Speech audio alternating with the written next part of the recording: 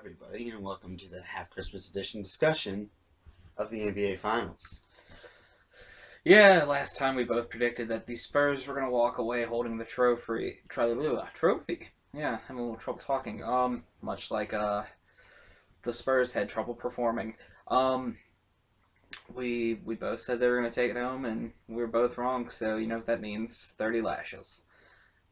It does. It does. Oof. It's gonna be quite painful. But to my point is that without two stellar performances by the big two, the mediocre three, LeBron James, Dwayne Wade, they pulled it off. Yeah, they did, and Chris Bosh's contributions can't be underestimated. When he was out there in Game 6, he was able to knock that rebound over to Ray Allen, who had time to set his feet and hit the three to send it to overtime. Without Chris Bosh, The $19 million pass and rebound. Yeah, without Chris Bosh, we're talking about the Spurs winning in 6. Honestly, and and what else we talk about? We're talking about the whole thing, whether you're the big three, now they've won 1 in 3 years. Now they capped Game 6 with a comeback.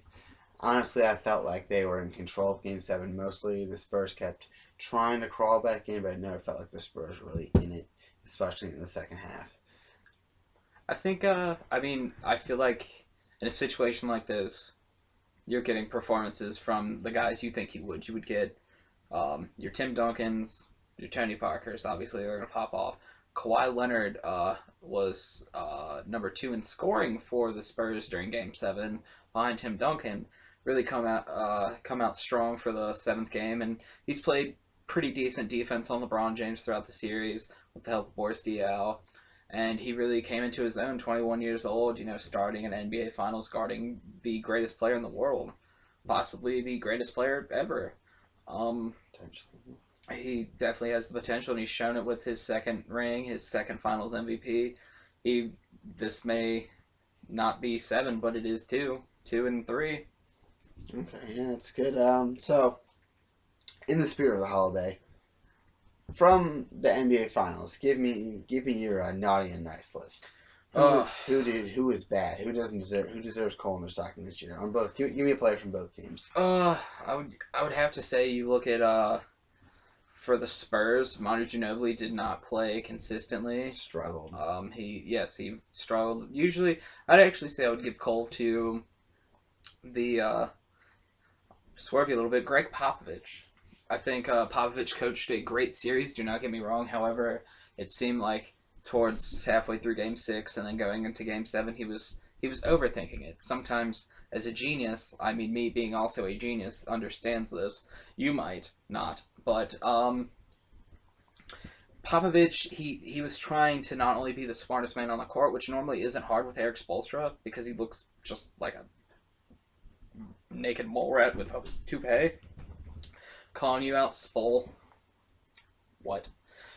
Anyway, back to my original point is that Greg Popovich he's overthinking himself. He's trying to overplay the game. He's playing too far ahead, if that makes sense. And you cannot do that with LeBron James because you never know if he's finally going to attack the basket, go back to the basket, or he's going to be hitting shots. And so I'm definitely going to place my call with Greg Popovich as possibly overthinking it too much. As for the Heat, I would say the call has to go to the bench. They finally popped off when it mattered. Game 6 and 7, we saw Miller start over other players like Shane Battier, and then Battier had a fantastic Game 7. But this game, Huge in Game 7. These series could have been completely different if their bench was knocking down the shots, and that you really see how good and how dangerous and how unstoppable the Heat are when their shooters are knocking down shots. But that's to say that if the Bucks made every shot that they threw up, then they'd probably be a good team too, am I right? And Brandon Jennings would probably be the greatest scorer in NBA history, am I right? Who knows? But the point is that Popovich overthinking, I think he overdid it, and the Heat bench for just underperforming, but performing when it mattered, but it could have been done a lot sooner. All right, and what about, for me, my naughty list is going to be Manu Ginobili for most of it. I'm also going to throw Pop's name on there for leaving Ginobili out there that long. He had a really good Game 5. He came back, knocked down a ton of shots, really what the Spurs needed, and it looked like they were in control at that point after Manu's game. And then in game 6 and 7, Pop left him out there. He's throwing the ball away. He's turning the ball over.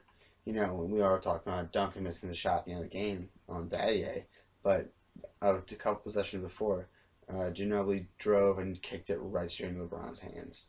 And it wasn't even looking. And that stuff is inexcusable, and you should have sat him.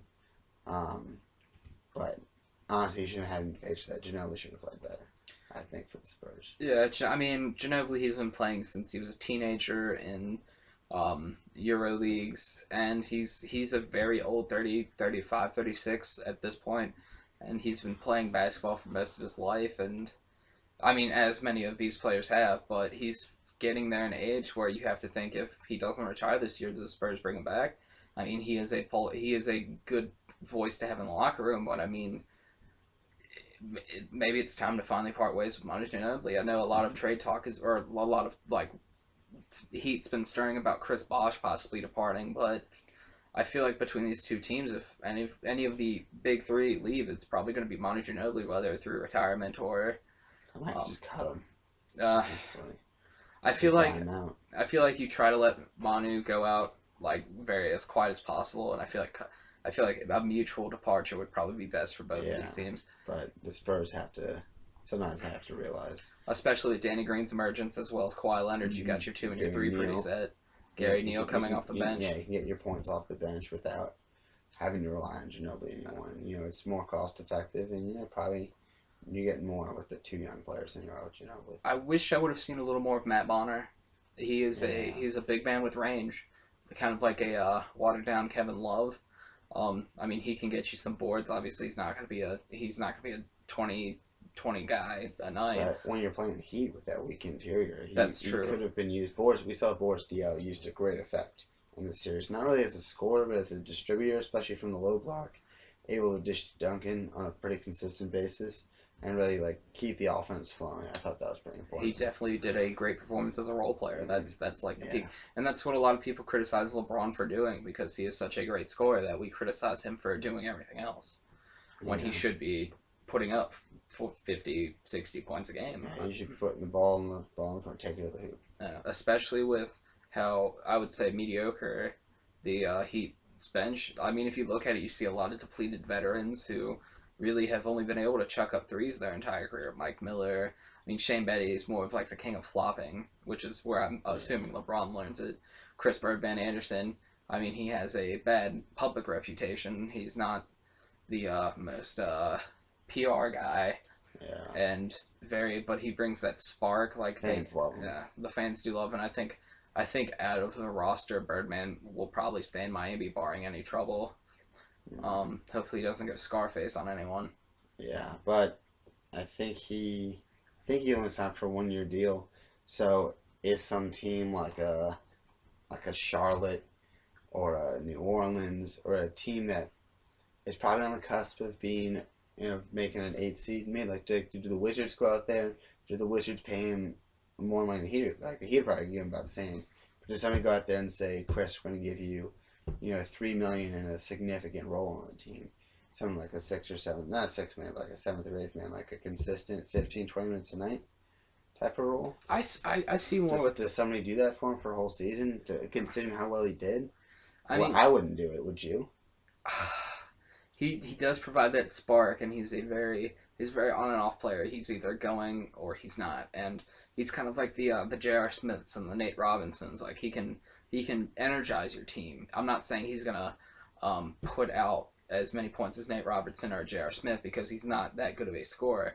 But just his work on the defense, he brings that gritty, I hate to say this, but street almost toughness, because you're looking this the crazy factor. You wouldn't fight Mike Tyson for 2 reasons: because he's huge and because he's insane. I'm not saying you're not a nice guy. Please do not hurt me. My point is that if you're looking to give your team an edge, I feel as though some of the softer teams in the league, such as I feel like really benefit in Golden State. I think that'd be a good mutual relationship for both of them. And he can heat up from mid range. He'll give you that paint presence, and he'll chip in where he needs to, but he will never be a guy you can lean on. He's going to be a guy that's going to surprise you every so often. So I'm not saying you're going to give him just a little more than like a vet minimum, like you're maybe like 3 years for like 6 million.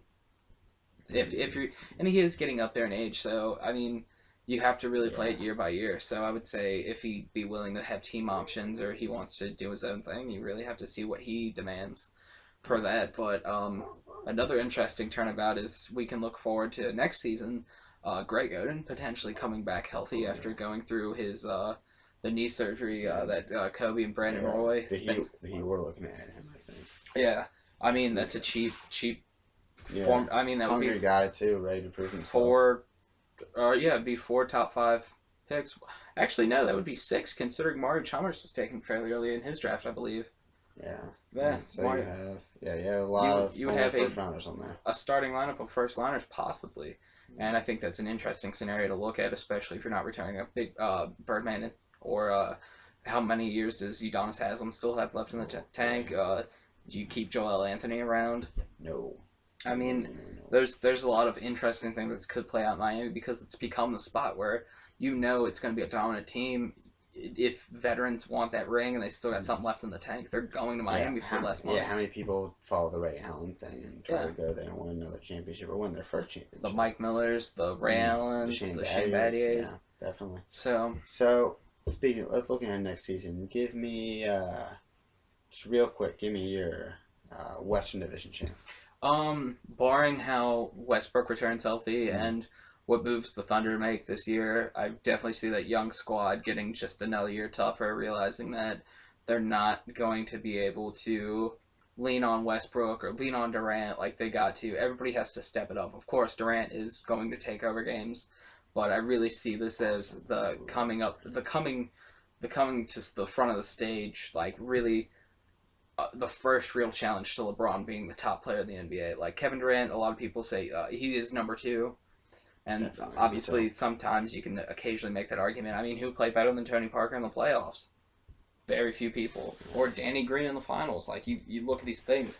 But Durant is obviously the number 2 when it comes to best player in the league. So, Best well, scorer in the league on top of that. well, Melo might finally be coming into that role as a star player if he stops being such a head case. Pure score. If Durant can work on his defense, I think the Thunder are definitely there. What about Eastern team? You think the Heat repeat?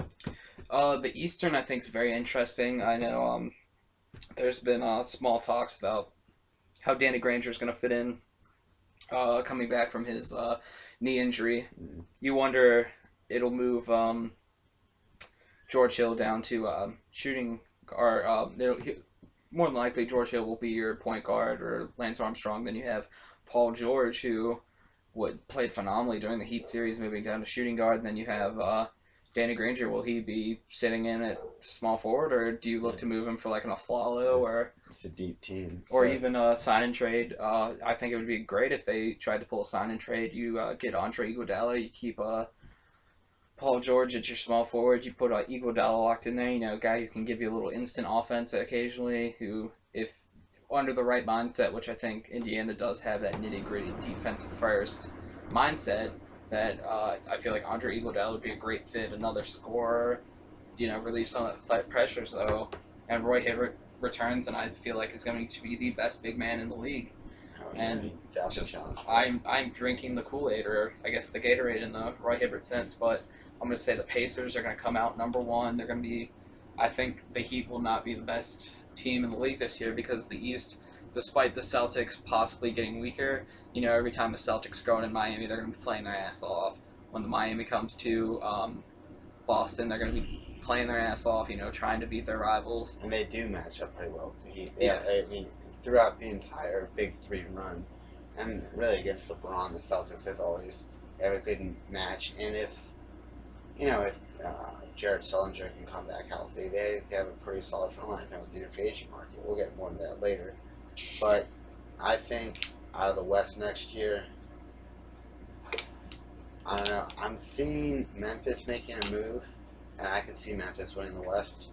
And then in the East, I think you're right. I think Indiana. I think they'll meet the Heat in the finals, in the conference finals again. And I think it'll go all 7, but the Pacers will win this one. And the NBA might not like the ratings, but I just think that both teams, like that's a very feasible one for me. Also in the West, Thunder, obviously. The Spurs, I think, are going to be good again.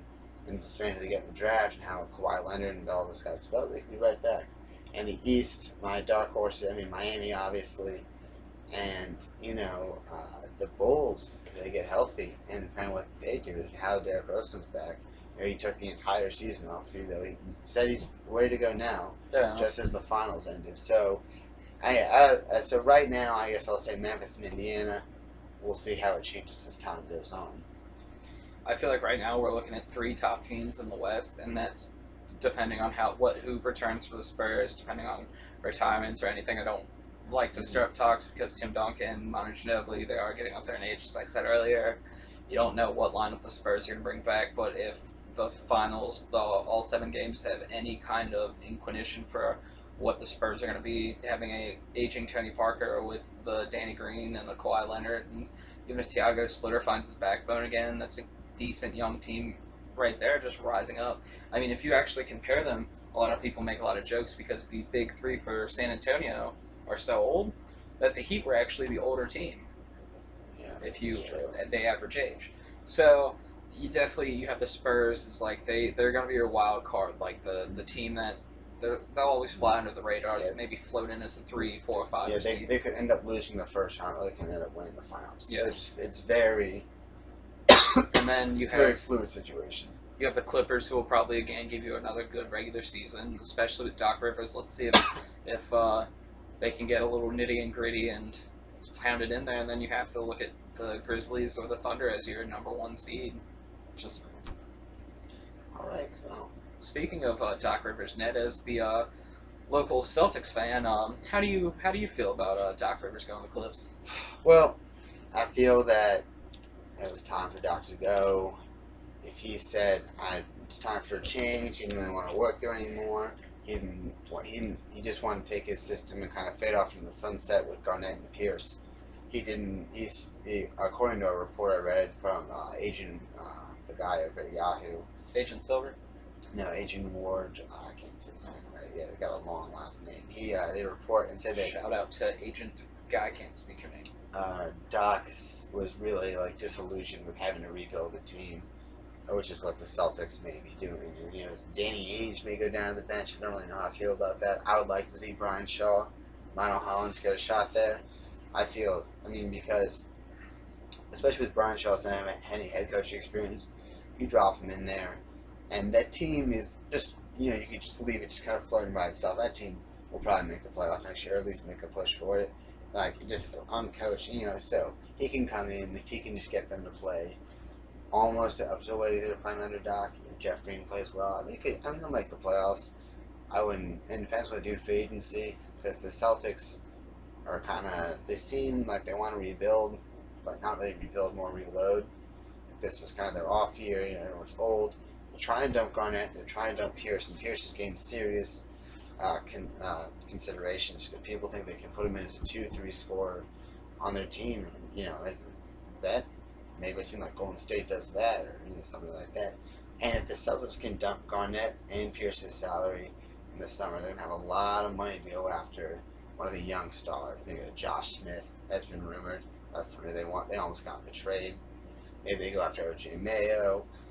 Monte Ellis is out there. I don't know if he doesn't really fit with the Celtics. I'm not bringing a Monte Ellis if I got Avery Bradley working on my 2 guard.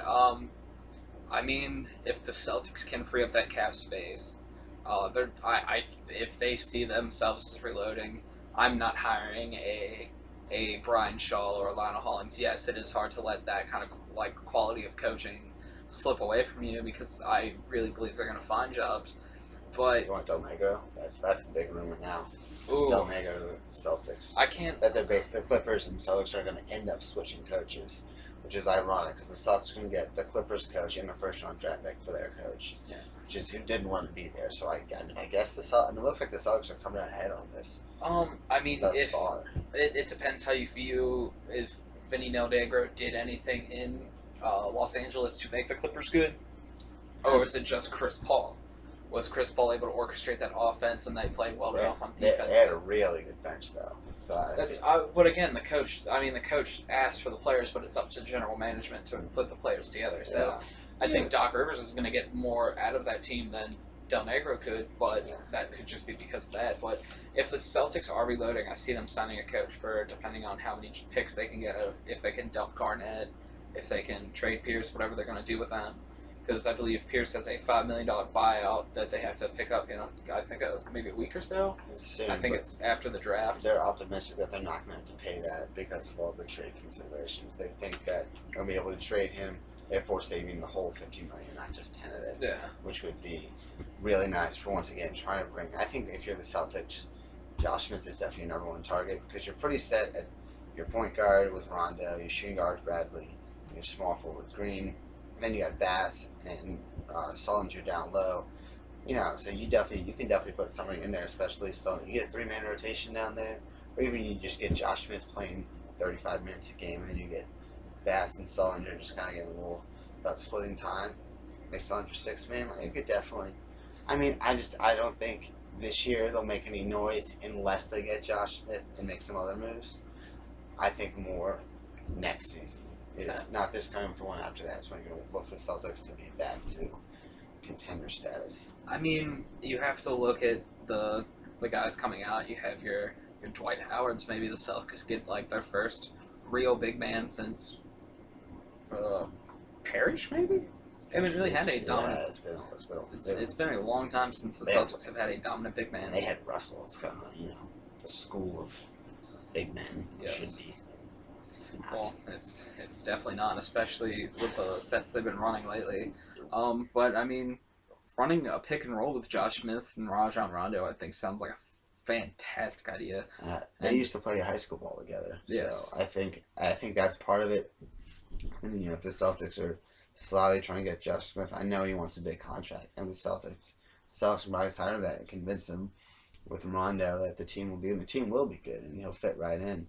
And just pretty much step into Garnett's role on the offense, or spot on the offense, but just have a much larger role. Yeah, I mean he'll give you the boards, he'll give you the points, but let's see how he performs with a big contract. Like, if you want to pay him big star money, will he give you a big star performance every night? He didn't do that in Atlanta last year, so. Yeah, he did this year because he's a contract year. It was one of his best seasons. They always do better in the contract year. So. Plus, I mean, Celtics gotta be smart. And if they do sign him, they can't be signing for these long, backloaded deals that always end up biting the team. Danny Ainge, if you listen to me, give him an Alex Rodriguez deal, a decade for $200 million. Don't do it. But, I mean, bringing Ainge down, especially if they want to reload, I feel like that's going to save them a lot of money, like trying to go out to find a Shaw or a Hollins. Yeah, it's true. And especially if you're reloading, you don't want to spend that kind of money on a coach for a set amount of years. Plus, I mean, Doc Rivers sat through the rebuilding phase when the Celtics were god-awful. And so, I mean, I feel like this is a really good departure for both teams. Doc gets to go somewhere, and he's able to give back to his team he's stuck with that stuck by him. And so I feel like this was probably the best way it could have happened. Yeah.